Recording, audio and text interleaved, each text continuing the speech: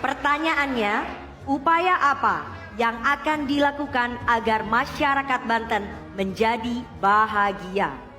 Dan waktu Anda adalah 3 menit dimulai saat Anda mulai berbicara. Kami persilakan. Baik, terima kasih. Kebahagiaan itu adalah rasa. Apalagi tadi Mbak menyampaikan bahwa indikatornya berdasarkan kepuasan hidup, rasa, dan makna hidup.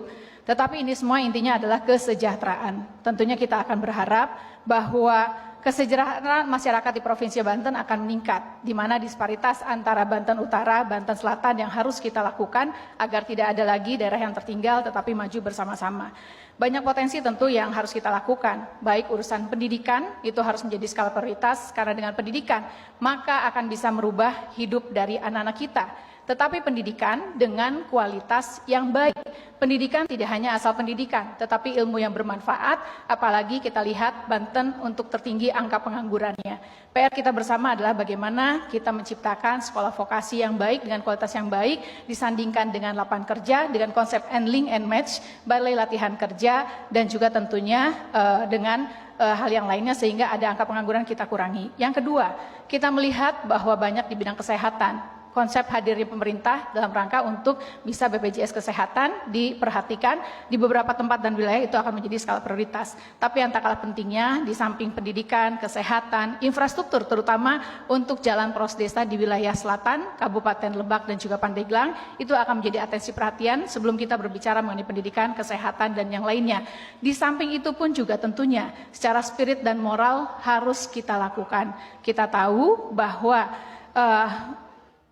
mental health itu menjadi suatu perhatian bagi kita semuanya. Dan di Banten, izin Pak Gubernur, kita belum punya rumah sakit jiwa. Dalam arti, bukan berarti untuk itu agar mendorong ada psikolog yang lainnya untuk bisa memastikan, dan juga tentu para tokoh alim ulama dan lintas agama, apalagi Banten motonya adalah iman dan takwa. Tentu kita harapkan bahwa iman dan takwa ini bisa disampaikan kepada masyarakat. Tugas pemerintah adalah memastikan pendidikan, kesehatan, infrastruktur, peningkatan pelaku UKM-UMKM yang tujuan akhir adalah kesejahteraan masyarakat. Tetapi di satu sisi adalah bagaimana untuk kita bisa bekerja bersama-sama dengan stakeholder pemangku kepentingan yang lainnya. Karena sekali lagi indeks kebahagiaan segala sesuatunya berdasarkan kepada kepuasan hidup, rasa dan juga makna hidup yang tentunya kita harus bisa lakukan, dan insya Allah itu program beberapa hal yang sudah disampaikan dalam visi misi Banten Maju Bersama, di mana ada masyarakat Banten yang beriman, tentunya sejahtera, unggul, berkelanjutan, sehat dan maju. Masih ada waktu, Ibu Airin. Ini ditambahkan? Cukup. Baik, terima kasih Ibu Airin Rahmi. Dan kesempatan selanjutnya akan kami berikan, kami mohon tenang.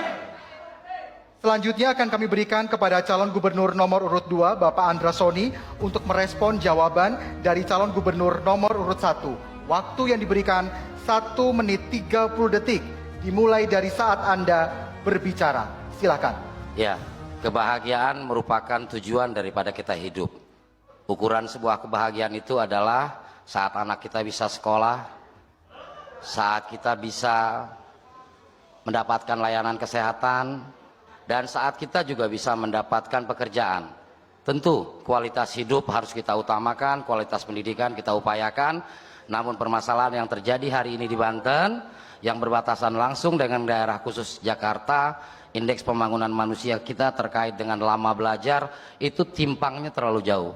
Jakarta indeks lama belajar anak-anak, lama sekolah anak-anak sudah nyampe 13 tahun. Namun Banten masih di angka 9 tahun.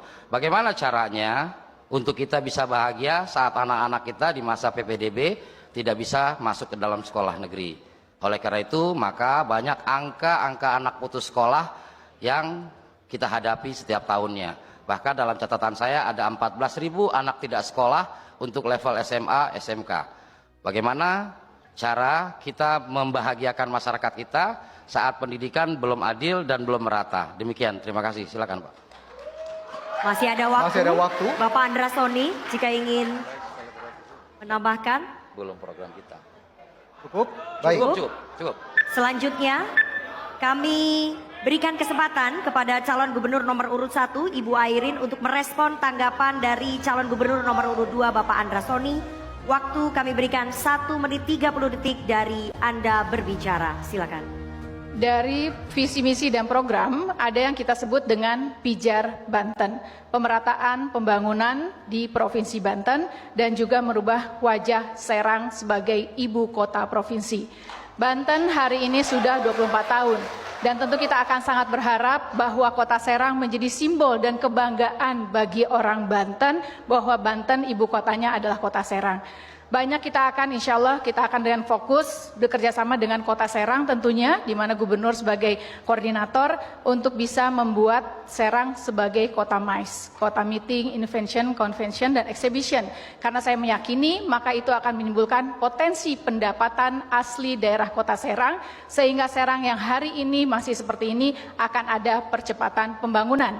Ruang-ruang publik, ruang terbuka hijau bagi masyarakat untuk bisa melakukan rekreasi. Kita punya sport center yang belum maksimal, mudah-mudahan bisa dimaksimalkan sebagai civic center atau kebermanfaatan. Di situ ada paku UKM, olahraga, di situ juga ada tempat untuk masyarakat melakukan aktivitas kegiatan sepak bola, sehingga ada bonding antar masyarakat di Kota Serang dan sekitarnya merasakan bahwa Banten adalah milik kita bersama, sehingga ada kebersamaan, ada kolaborasi, proses pembangunan penataan sebuah wilayah dengan partisipasi masyarakatnya. Mudah-mudahan ini pun juga membuat masyarakat Banten menjadi bahagia dunia dan akhirat.